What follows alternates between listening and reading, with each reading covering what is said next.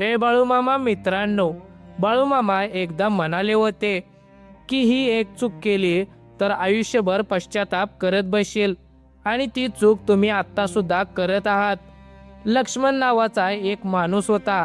सकाळी उठला की लगेच म्हणायचा, माझ्याकडे पैसे नाहीत, नशीब नाही, मला कुणी साथ देत नाही.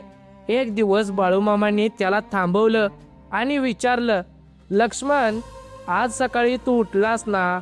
लक्ष्मण म्हणाला, हो. तुझ्याकडे दोन्ही डोळे आहेत ना? तुला दोन्ही डोळ्याने दिसतंय ना? लक्ष्मण म्हणाला, हो. घरात आई आहे का? लक्ष्मण म्हणाला, हो. ज्याच्याकडे हे 3 आहेत तो श्रीमंत आहे, तू फक्त आंधळा आहेस. नशिबाला नाही, कृतज्ञतेला. आपण रोज काय करतो? शेजारच्याचा बंगला बघतो, आपलं घर लहान वाटतं.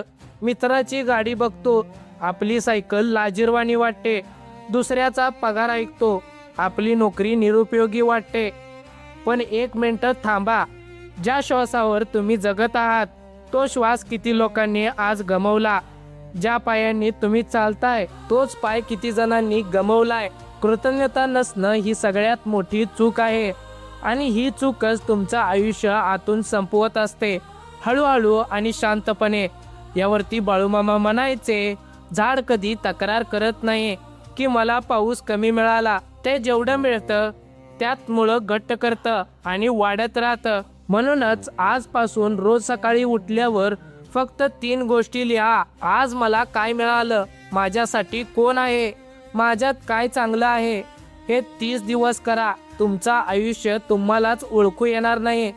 जगणं बदलत नाही तेव्हा जेव्हा परिस्थिती बदलते, जगणं बदलतं तेव्हा जेव्हा नजर बदलते. मित्रांनो, अशाच श्री संत सद्गुरू बाळूमामांच्या शिकवणी जाणून घेण्यासाठी आणि आयुष्याला आनंदी आणि सुंदर बनवण्यासाठी आत्ताच आपल्या बोलगड्या मराठी या यूट्यूब चॅनलला सबस्क्राईब करा.